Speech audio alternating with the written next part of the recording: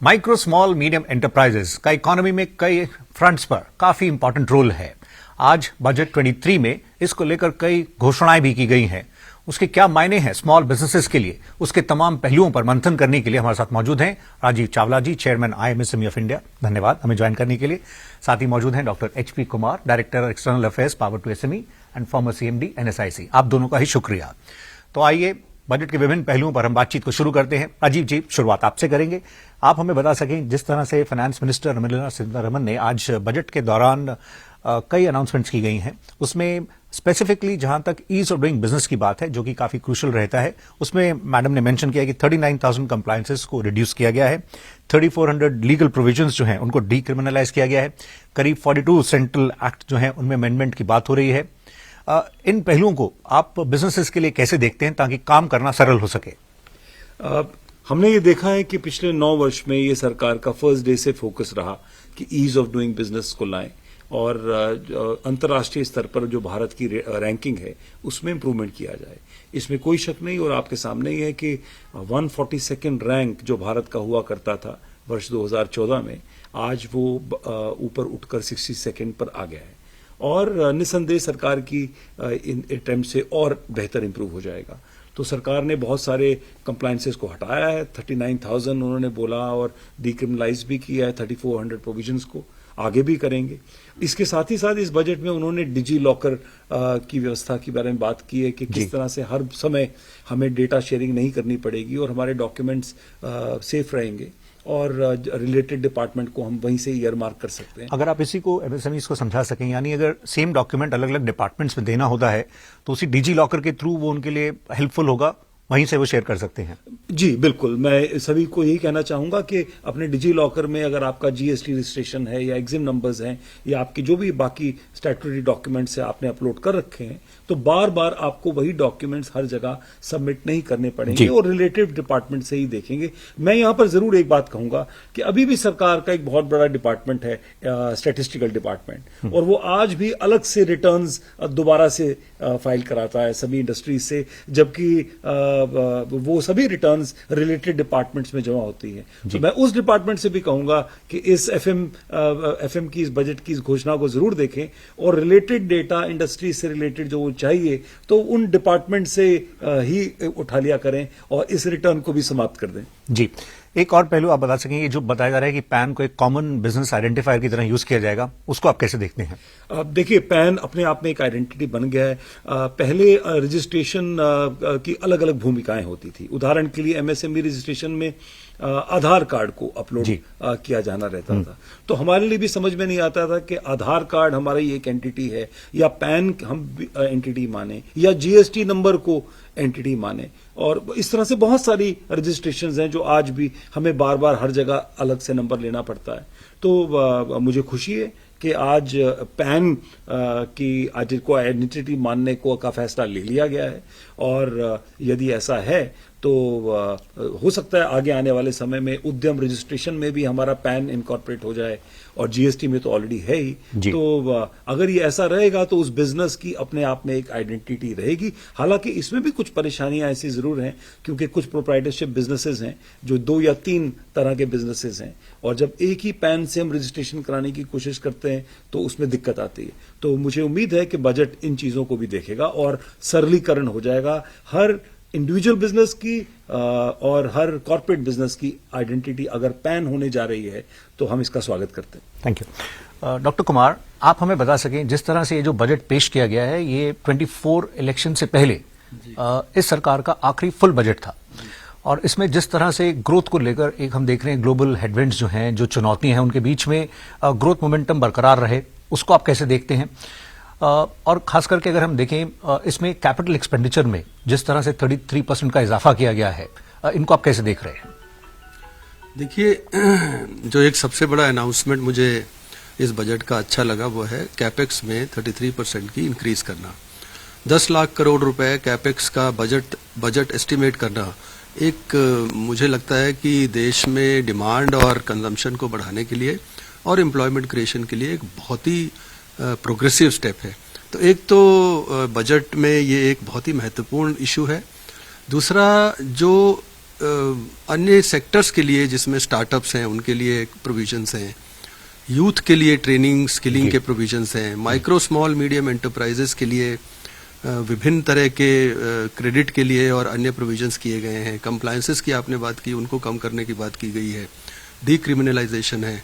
ये सारे मेजर्स जो अनाउंस किए गए बजट में, ये इंडिकेट करते हैं कि गवर्नमेंट बहुत ही पॉजिटिव है और इलेक्शन का जो ईयर है वो तो 24 है, पर उससे पहले गवर्नमेंट की जो इंटेंशन है वो पिछले 8 सालों से, जैसे राजीव जी ने भी बताया, कि जो डायरेक्शन है वो यही है कि ईज ऑफ डूइंग बिजनेस की तरफ अधिक से अधिक काम किया जाए और सिंप्लीफिकेशन किया जाए प्रोसीजर्स का, डॉक्यूमेंटेशन का, कंप्लायंसेस का। अब ये डिजी लॉकर हो या ये पैन की व्यवस्था को सुदृढ़ करना हो, ये सारे उसी डायरेक्शन में ही इंडिकेट करते हैं। जहां तक बजट एलोकेशन की बात है, जैसे और डिटेल्स आएंगी, कई सी स्कीम्स थी जो काफी क्रूशियल थी इस क्षेत्र के लिए, चाहे CLCSS की बात करें, जो कैपिटल लिंक सब्सिडी स्कीम जो रही है, इसको लेकर या बाकियों को लेकर किस तरह का फीडबैक रहा है और क्या आप बताना चाहेंगे? देखिए, मिनिस्ट्री का एलोकेशन अभी देखना बाकी है कि इंडिविजुअल मिनिस्ट्रीज को किस किस हेड में एलोकेशन किए गए हैं, परंतु हमारी उम्मीद थी कि हम टेक्नोलॉजी अपग्रेडेशन के लिए एक scheme, credit link capital subsidy scheme, जो पिछले दिनों बंद कर दी गई, पहले चलती थी, मेरे विचार से उसको दोबारा प्रारंभ करने की आवश्यकता थी जी। क्योंकि अगर हमें मेक इन इंडिया की तरफ ध्यान देना है, इंपोर्ट सब्स्टिट्यूशन करना है, एक्सपोर्ट्स में वृद्धि करनी है, तो टेक्नोलॉजी अपग्रेडेशन एक की है। दूसरा, हम सोच रहे थे कि जो इंटरेस्ट सबवेंशन है, क्योंकि पिछले दिनों में इंटरेस्ट कॉस्ट में वृद्धि हुई है 2 से 3% की, तो गवर्नमेंट की एक स्कीम थी 2% इंटरेस्ट सबवेंशन इंक्रीमेंटल क्रेडिट पे 1 करोड़ तक की, वो दिया जा रहा था, जो कि जिसका पीरियड समाप्त हो चुका है। तो एक हमारी उम्मीद थी कि कोई इंटरेस्ट सबवेंशन की कोई स्कीम दोबारा गवर्नमेंट लेके आएगी, जिससे कि बर्डन जो इंटरेस्ट कॉस्ट है, कॉस्ट ऑफ कैपिटल है, वो कम हो जाएगी। तो ये तीसरा, ये जो गवर्नमेंट लेके आई है, जो बजट में अनाउंसमेंट किया क्रेडिट के लिए 9,000 करोड़ रुपए की जो प्रोविजन है क्रेडिट गारंटी फंड में, ये तो सराहनीय कदम है, परंतु ये पर्याप्त नहीं है, क्योंकि 2 लाख करोड़ रुपए की वृद्धि क्रेडिट में, जबकि गैप 25 लाख करोड़ का है, तो इसमें मेरे विचार से और अधिक प्रोविजन करने की आवश्यकता थी, क्योंकि ये कोई खर्चा नहीं है 9,000 करोड़ रुपए, ये तो एक तरह का बजट प्रोविजन है, जिससे अगर फेलियर होगा लोन्स में तो उस गारंटी को पे करने में काम आएगा। तो मेरे विचार से इसमें थोड़ा और स्ट्रेंथन करने के लिए आवश्यकता थी। तो ये मेजर्स जो किए गए हैं ये भी सराहनीय हैं, परंतु इसमें और अधिक गुंजाइश है। वहीं अगर हम देखें ECLGS, जिससे काफी सपोर्ट मिला था स्मॉल बिजनेसेस को, उसकी भी हम देख रहे हैं मियाद जो है वो मार्च 23 तक थी, उस पर आप क्या कहना चाहेंगे? उसमें हमने सुझाव दिया था कि emergency credit line guarantee scheme एक अच्छी स्कीम थी। कोविड के टाइम पे उसकी बहुत MSME सेक्टर को उससे बहुत मदद मिली रिवैम्प करने और रिवाइव करने में। तो उसको 1 साल के लिए और बढ़ाने की आवश्यकता थी, क्योंकि उसका पूरा यूटिलाइजेशन अभी नहीं हुआ था। 5 लाख करोड़ कर दिया गया था पिछले साल, परंतु 5 लाख करोड़ रुपए का डिसबर्समेंट नहीं हुआ अभी। मेरे हिसाब से तो 4 लाख करोड़ भी पूरा नहीं पहुंचा। तो उसमें अभी भी स्कोप है, गवर्नमेंट उसको एक्सटेंड करने की तरफ ध्यान दे, क्योंकि ये कोई बजट प्रोविजन नहीं होगा, ये तो क्रेडिट लाइन में बैंकों की तरफ से एक तरह का प्रोविजन है जो कि MSME सेक्टर को हेल्प करेगा। राइट साहब। राजीव जी, आप भी बता सकें, जिस तरह से जो अर्बन इंफ्रा की बात हो रही है उसके डेवलपमेंट के लिए Tier 2, Tier 3 जो छोटे मंझोले शहर हैं उनके इंफ्रास्ट्रक्चर पर पुश करने की बात है। हम पहले आपसे बात भी कर रहे थे, जहां क्लस्टर्स की बात है और क्लस्टर्स में इंडस्ट्रीज के लिए जो इंफ्रास्ट्रक्चर है उसको बूस्ट करना कितना जरूरी है इस बदलते दौर में नए मौकों को टैप करने के लिए, उसको आप कैसे बताएंगे? देखिए, बहुत ही ज़रूरी है। जहां एक और सरकार इंफ्रास्ट्रक्चर डेवलपमेंट पे इतना खर्च कर रही है कि वो कैपेक्स में 10 लाख करोड़ का निवेश है, वहां अब की बार सरकार ने एक प्रावधान रखा है कि कुछ कैपिटल एक्सपेंडिचर के लिए स्टेट्स को भी उनकी स्टेट्स GDP के हिसाब से 3.5% तक का अब की बार प्रावधान रखा है, और उसमें खास तौर से यह है कि 4 विषयों में उनको वो खर्च करने हैं। तो मुझे उम्मीद है कि वो राइटली यूटिलाइज होंगे। ये 50 वर्ष तक का इंटरेस्ट फ्री लोन जी, है जो बिल्कुल। सेंटर दे रही है राज्यों को, और अब ये राज्य सरकारों पर निर्भर करता है कि वो किस तरह से उस कैपेक्स को इस्तेमाल करते जी। हैं। और लेकिन शर्त यह है कि इसी वर्ष में उनको उसको पूरा करना है। तो इसीलिए अब राज्य सरकारों को इस पर तेजी से अमल करना होगा। ग्रास रूट पे, क्लस्टर लेवल पे बेहतर इंफ्रास्ट्रक्चर और यूनिटी मार्केट्स, और जिनकी बात आज उन्होंने 4 प्रपोजल्स रखे उन एरियाज में उसको खर्च करके। और मैं एक विषय पे फिर से जरूर कहना चाहूंगा जो हमारे को panelist doctor HP Kumar ji ने भी बोला कि MSME मिनिस्ट्री के लिए एक बड़े बजट की जरूर आवश्यकता है। अभी मैंने देखा नहीं है कि पिछले साल से इस वर्ष का क्या इजाफा है, लेकिन अगर MSME मिनिस्ट्री के पास बड़ा बजट होगा तभी वो CLGS credit link capital subsidy scheme या इंटरेस्ट सबवेंशन स्कीम की शायद उसका प्रावधान किया जा सके। जी। एक बहुत ही बेहतरीन, इनफैक्ट जो बेस्ट न्यूज मुझे बजट में लगी, जो शायद कुछ लोगों ने, साथियों ने मिस की हो, वो मैं कहना चाहूंगा कि एक बहुत बड़ा प्रावधान इस बजट ने किया है MSMEs की पेमेंट्स को एड्रेस करने के लिए। बिल्कुल। इनकम टैक्स में सेक्शन 43B एक्ट, उस एक्ट इसके अंदर एक बड़ा क्लियर है कि वही पेमेंट का एक्सपेंस बुक किया जा सकता है जो पेमेंट कर दिया जाए। जी। और उन्होंने MSC से रिलेटेड बिल्स को इसमें ले लिया है कि जब पेमेंट होगी तभी बिजनेसेस उस एक्सपेंस को बुक कर पाएंगे, और अगर वो ये पेमेंट किसी MSME की नहीं करेंगे तो वो अपने एक्सपेंस में भी उसको बुक नहीं कर सकते। तो मुझे लगता है कि आगे आने वाले समय में ये एक बेहतरीन मेजर है। ये 1 अप्रैल 2024 से लागू होगा। तो सरकार ने 1 वर्ष पहले ही बता दिया कि अब जो भी माइक्रो और स्मॉल एंटरप्राइजेस से परचेजेस की जाएं उसकी समय से तय समय सीमा में ही उसका भुगतान करना होगा, अन्यथा उसका जो एक्सपेंस बुकिंग है इनकम टैक्स के हिसाब से वो तभी होगा जब वो पेमेंट किया जाए। तो GST में भी ऐसा एक प्रावधान है कि GST का इनपुट क्रेडिट तभी मिलता है अगर 6 महीने के अंदर अंदर वो पेमेंट कर दी जाए। अब साथ ही साथ इनकम टैक्स का भी ये प्रावधान हो गया। तो जाहिर है इस देश में माइक्रो और स्मॉल एंटरप्राइजेस की डिलेड पेमेंट की सर्विस की जो अभी समस्या है बहुत बड़े पैमाने पे आगे आने वाले समय में समाप्त होनी चाहिए। जी, तो ये काफी क्रूशियल अनाउंसमेंट्स हैं। और एक और हम पहलू छूना चाहेंगे डॉक्टर कुमार आपसे।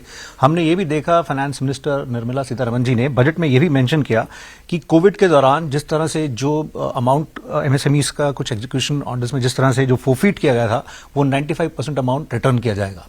इसको आप किस तरह से देखते हैं? इसमें इनफैक्ट किस तरह का संदेश है और ये कम्युनिटी के लिए क्या मैसेज है मुश्किल दौर में?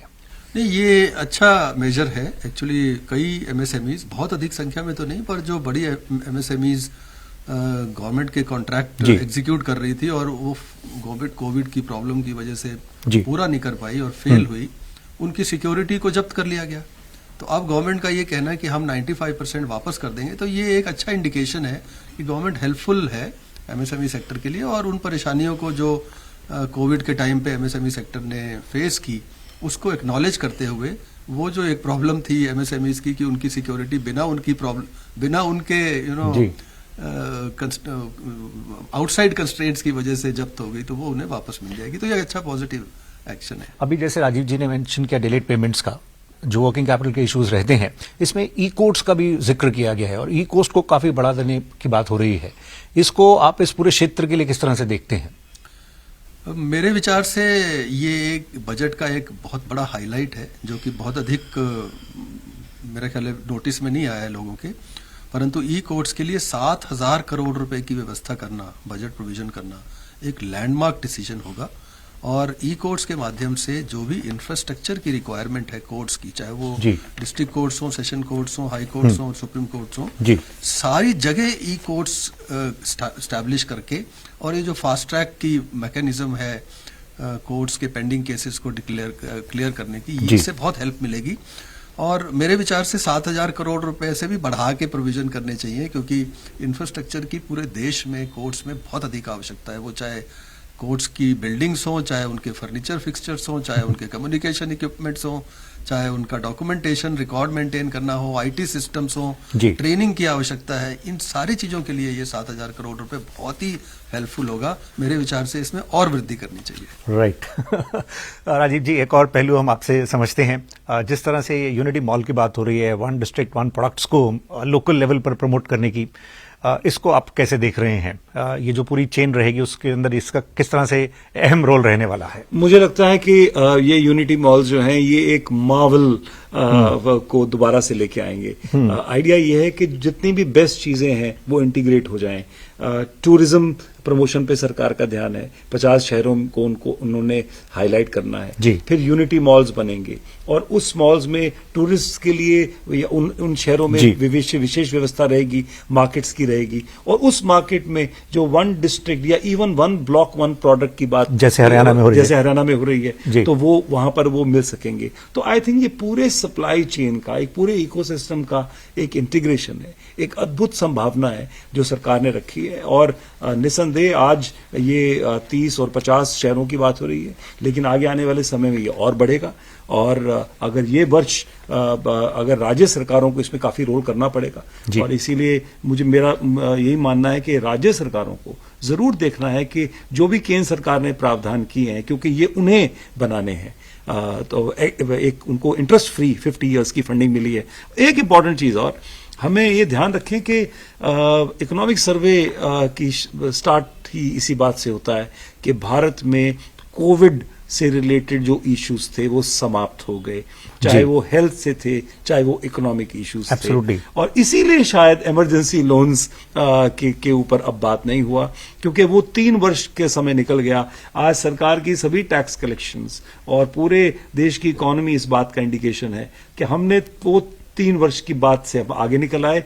अब तो आगे आने वाले समय में हम क्या डेवलपमेंट प्रोग्राम्स करें, हम फर्दर कितना ग्रो करें और कितनी तेजी से ग्रो करें, कितने ज्यादा लोगों को इंक्लूड कर सकें उस ग्रोथ में, चाहे वो नॉर्थ ईस्ट है, चाहे हमारे शेड्यूल कास्ट शेड्यूल ट्राइब्स हैं, एस्पिरेशनल डिस्ट्रिक्ट्स हैं, विमेन है, उन सबको, जो सोशली वीकर सेक्शंस हैं, इकोनॉमिकली वीकर सेक्शंस हैं, उनको एम्पावर करके। तो इसीलिए चाहे स्किल डेवलपमेंट की बात है, एजुकेशन सेक्टर की बात है, टूरिज्म डेवलपमेंट की बात है, एमएसएमईज के लिए जो विशेष है, बैंकिंग क्रेडिट की बात है, फाइनेंशियल सेक्टर को मजबूत करने के लिए उन्होंने काफी बात की, सिक्योरिटी मार्केट्स के लिए भी उन्होंने बहुत सारे प्रावधान रखे उनको ट्रेन करके आगे लेके जाने में।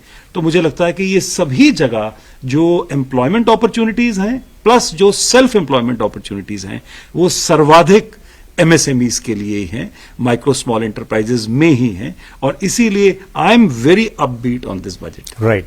डॉक्टर कुमार, चलते हुए हम आपसे एक और फाइनल कमेंट्स लेना चाहेंगे। जिस तरह से एमएसएमईज देश भर में across the length and breadth of India मौजूद हैं, अलग अलग क्लस्टर्स में अलग अलग तरह की स्पेशलाइजेशन है, वो अब ग्लोबल मैप पे आ रही है।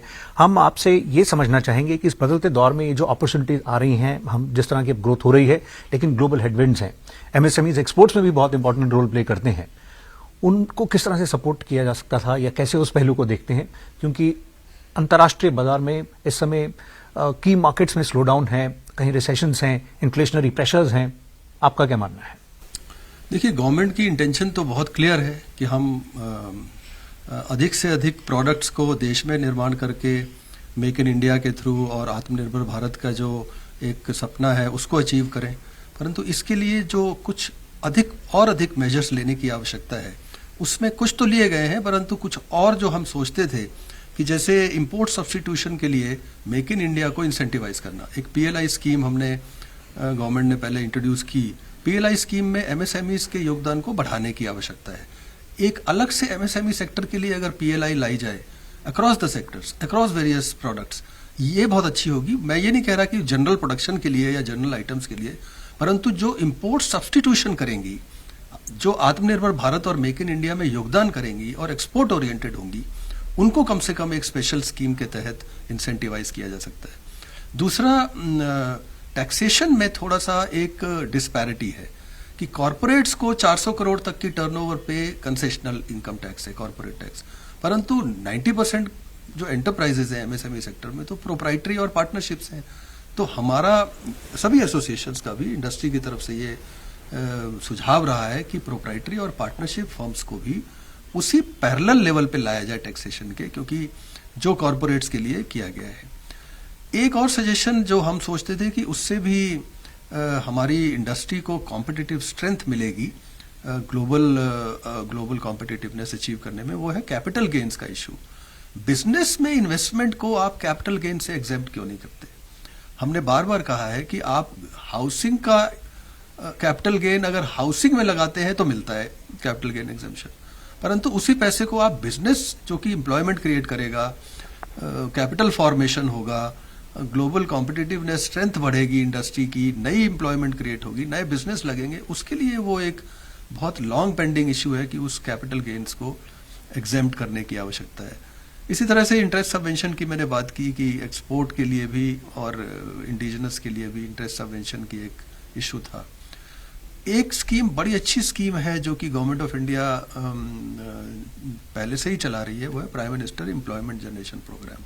अब एम्प्लॉयमेंट की जो एक सबसे बड़ी समस्या बनी हुई है देश में, उसके लिए नेचुरली नए एंटरप्राइजेस क्रिएट करने की जरूरत है जी। अभी मैंने बजट में सुना कि रूरल एंटरप्राइजेस के लिए एग्रीकल्चर सेक्टर में एक स्कीम, एक फंड का क्रिएशन किया जा रहा है, फाइनेंस मिनिस्टर ने अनाउंस किया। ये बहुत अच्छी योजना है। इसी पैटर्न पे जो prime minister employment generation programme है, उसमें भी अधिक एलोकेशन करके जो कैपिटल सब्सिडी की स्कीम है उसको स्ट्रेंथन करने की आवश्यकता। उसमें तो लाखों यूनिट्स नहीं लग सकती हैं और बड़ी सक्सेसफुल रही हैं। उसमें जो कैपिटल इन्वेस्टमेंट है पर यूनिट ऑफ एम्प्लॉयमेंट सिर्फ 1 लाख रुपए है। तो आप मतलब बाकी स्कीमों के साथ साथ ऐसी योजनाओं पे भी अधिक एलोकेट करके जो अनएम्प्लॉयमेंट का इशू है उसको भी एड्रेस कर सकते हैं। जी, तो इतना ही समय था। चलते हुए कोई फाइनल कमेंट जो आपने गैदर किया और बजट में जो आप शेयर करना चाहें? देखिए, एमएसएमईज की बहुत सारी चीज़ें सरकार ने एड्रेस की और इसके लिए हम धन्यवाद करते हैं। कुछ चीज़ें हमें वह भी लगता है कि एमएसएमईज के स्कोप में हैं, सरकार के स्कोप में हैं, जो उनको एमएसएमई के लिए और अगर कर दें तो और अधिक ग्रोथ एक्सेलरेट हो जाएगी। हम उम्मीद करते हैं कि आगे आने वाले समय में बजट डिस्कशंस के दौरान सरकार उनको कंसिडर करेगी और हो सकता है, and we are still very hopeful कि सरकार अगर इस तरह की जो स्कीम्स हमें लगता है मिस हो गया, जैसे कि इंटरेस्ट सबवेंशन स्कीम या कैपिटल सब्सिडी स्कीम को रिवाइव करना या कैपिटल गेन्स को एग्जेम्प्ट करना अगर वो स्मॉल बिजनेसेस में इन्वेस्ट हो रहा है, तो अगर ये कुछ चीज़ों पर सरकार ध्यान दे तो शायद और अधिक एमएसएमईज को फायदा होगा। But whatever you've done for us, we are very grateful. You have addressed lots of our issues. आपने हमारे बहुत सारे इश्यूज को आज एड्रेस किया। जी, तो ये थी एमएसएमईज पर हमारी खास पेशकश। हम 5th लार्जेस्ट इकोनॉमी है और $5 ट्रिलियन इकोनॉमी की तरफ बढ़ते हुए कदम है, और उसमें माइक्रो स्मॉल मीडियम एंटरप्राइजेस जो उद्योग हैं, जो स्मॉल बिजनेसेस हैं, उनकी भूमिका अहम रहने वाली है। आज बजट 23 में एमएसएमईज के लिए क्या खास था, उसी के हम पहलुओं को टच कर रहे थे और समझ रहे थे। अजीत चावला साहब, आपका शुक्रिया। डॉक्टर कुमार, आपका भी धन्यवाद। तो अभी इस पेशकश में फिकी से इतना ही। नमस्कार।